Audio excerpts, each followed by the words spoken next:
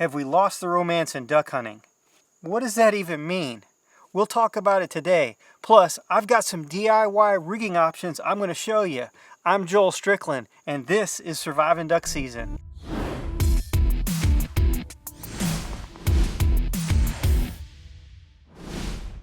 Thanks for watching Surviving Duck Season, where we feed your waterfowl obsession and help you to maximize your experience. Now, I want to say thanks so much for all the great feedback that I've gotten from y'all in the last few weeks. I really appreciate you contributing in our community and sharing the content with your friends. Okay, so have we lost the romance in waterfowling? Well, I'm talking about the emotional attraction and aura that belongs to the waterfowling lifestyle. I'm obsessed with duck hunting. I've said it lots of times. And from the very beginning of my duck hunting journey 35 years ago all the way till now, I still feel like I have the same passion and love for everything that goes along with it. Well, not everything. You know what I'm talking about. When it's not duck season, I'm reading and researching about it. I'm watching videos. I'm messing with my gear. I used to love getting out and fixing my decoys, repainting them, re-rigging them. It was a lot of fun for me, therapeutic even. I know lots of my buddies were the same way, but somewhere in the last, dozen years or so, I see a lot less people doing things themselves and throwing things away instead of repairing them, or going the convenient route rather than doing it for themselves as a part of the journey. I really think that's too bad. There's so much romance and art in waterfowling. So much more than shooting a duck. I get it. We all find ourselves busier than ever, less time to do the things that we used to do. Sometimes we need things to be quicker and easier. I know I do. I just hope that in a world of conveniences and disposable everything, we don't lose sight of how great the journey is. It's so much more than a pile pic on Instagram. I wonder a lot of times when I look at those photos, are they really reflective of the true passion and the waterfowler's journey? Just my thoughts. What do you think? Let me know in the comments below. Now, a few weeks ago, I did a really fun video that got a lot of attention about the biggest mystery in waterfowl hunting history. If you missed it, make sure you check it out. Now, on that video, I showed a few clips of some old decoys from 30 years ago. There was quite a few comments about the old decoys, so I decided to kind of go a little further with it on this video and show you a little bit more about how we used to do it. And then a little bit later, I'm going to show you how I do it now, and even how you can do it yourself. There's really tons of different ways to keep your decoy from floating off. I remember a long time ago when I first started duck hunting, we used all kinds of old stuff. I mean, bolts like that. I mean, that's pretty crazy. I mean, that's a bunch of little pins tied on the end of a decoy string. And here's a railroad spike. I mean, pretty crazy stuff. I mean, you had to really be careful the way you tied it or it was going to come off. But when I was able to afford it, I got some of the strap type weights like here that you wrap around the decoy's neck. I mean, there's quite a few different ones like that. Went out to my storage shed when I was looking for some of these decoys, and I found all kinds of old weights. This box is full of these lead straps that I quit using after I switched over to the Texas rigs. But I mean, you can see they just, you just bend them over. And then of course there's these weights right here that kind of had the mushroom end that it's kind of acts as an anchor as well. These are some really old weights that I've come across over the years. This one is really a cool weight. I think this is a herder's weight. Yeah, it says herders on it. And this is an old G&H decoy, like from, 30 years ago or longer probably. Looks kind of nasty now, but put it over the head. This is kind of the same principle. This is a really old decoy here. This is one of the old Victor decoys. It's probably from back in the 1960s. But this is the weights, very common back in that era as well. Here's a great example of a J weight right here. You can see they've got these little stretchy cords that kind of tie onto your regular decoy cord, and they work really, really well. I've got right here some of the original tangle-free weights, and basically you just poke the tangle-free line right through the holes and then line it up right here, and then you can crimp that down. Just hit it with a hammer or some pliers or something like that, and it'll just crimp it right down on there. And then this is the a knockoff version. It's interesting because it's basically the same thing. I mean, they've got their tangle-free cord, and then these weights, I mean, they literally do the same thing. They've got the holes in there and then the crimp and everything. But anyway. All right, here's a product right here that I don't really remember what it's supposed to do. Somebody sent them to me a long time ago. Apparently it looks like you're going to tie your decoy onto this string. You stick this down in the mud underwater. I don't know. Here's something pretty interesting. I've got a couple of boxes of these. These are anchors that are made by G&H Decoys, and I'll show you. Here's one right here that's out of the box. And this is the way they work. They come empty, okay? And so you put some sand, or you could put shot or something heavy in it, and then you can just wrap it around the decoys like that. Slides right here on the keel, and you're good to go. Now, my buddy Johnny Wink from Megabucks Guide Service down in Louisiana shared a great homemade anchoring system that he uses for his speckle belly decoys. This is what we use for our speck floaters and how we make them. And what these are Sack Creek cups that we use, put the wire in them, and this is what holds them. You got to understand, we can get some really big wind blowing out from the coast, and this will hold these speckle bellies. Guys that hunt in deep water often use long lines with heavy weights. My buddy Jeremiah Brooks does a lot of sea duck hunting, and this is the particular rig that he uses because he's hunting in extremely deep water.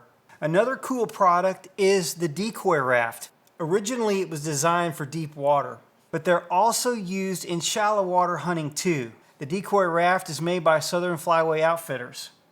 Fortunately today there are a lot better methods than old bolts and spark plugs. We've got lots of options to help us make the job of putting out and taking up decoys faster, and in such a way that we can also protect our decoys from getting banged up so much. So what kind of rigging should you use? Well, it depends on where you hunt. Like I've said before, hunting is so different all over the place. It really depends on how short of water, if you got current, deep water, all kinds of things. But the way I look at things, Texas rig are better in weightable water when you have no current. We'll use 3, 4, 5 ounce weights. Anchors are more the preferred way if you hunt in current or an area that has lots of high wind. And to me, J-hooks are a little easier to handle if you're hunting in water deeper than about 4 feet, but you don't have lots of current. For me and my style of hunting, I've been exclusively using Texas rigs. I've done it since, I don't know, about 1990, so that's 30 years. This is kind of what started it all for me. Just the original Texas rig decoy. I just tied onto this fishing weight here with some tangle-free line, and that's how I strung up all my decoys for quite a few years. And then one of my buddies figured out a different way to do it. He got some electrical wire and some crimps, and just kind of did this. I mean, it looks very, very similar to the more modern Texas rig decoys that we buy, except it doesn't have the swivel, as you can see. I think we figured this out in probably about maybe 2002, 2003, something like that. And it worked pretty good. You had to be careful how you threw your decoys, because if you weren't too careful, you'd hang your fingers on the metal.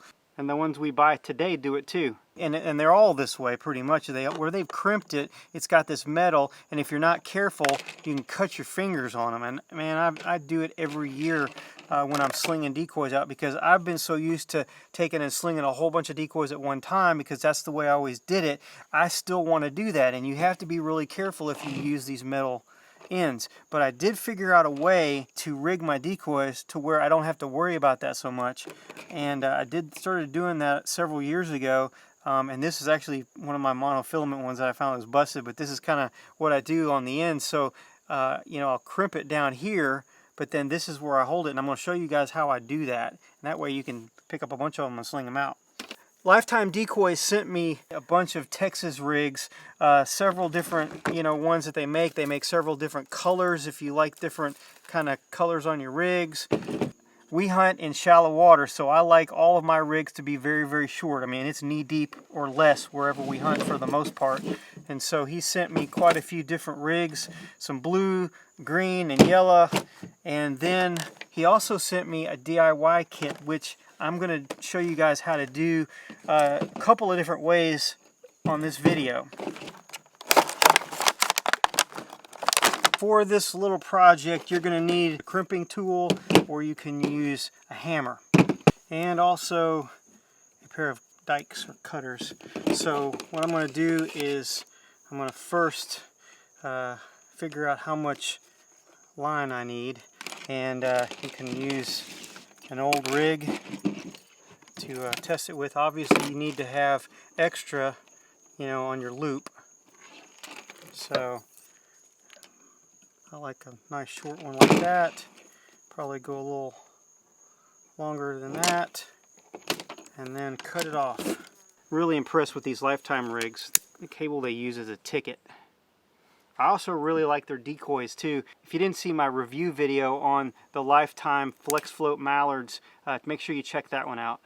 So the first thing we're going to do is we're going to take one of these crimps, and you're going to put the crimp all the way on like that, and then run that in there, and then put it back through itself, just like that. This is actually a crimping tool that I use in video production when I'm making cables, so it's not a legit crimper for this particular deal, but it works just the same. Come on now, there we go. There we go. So that's on there, and that is not going anywhere. Okay, now what I'm going to do is I'm going to take this side, and we need to get a swivel. And you don't have to use swivels on these if you don't want to. You can do like I've done with these right here. You can run them through the keel hole, and that works just fine if you want to do it that way. Either way. And then on the swivel, you put the swivel on where it'll go all the way down. And then it's a little different. You don't wrap it around the end like you do with the weight. And then here's what I'm going to do that's going to be different. I'm going to take, and it's almost like I'm going to make several overhand knots with this, okay? It's like you're going to do it like 3 or 4 times, okay? Making this little loop. The reason why you do it like that is so it doesn't get all bunched up and funky. But then you got this right here just like that, okay?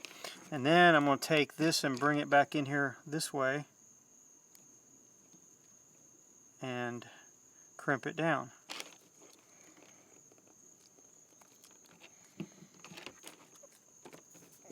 There.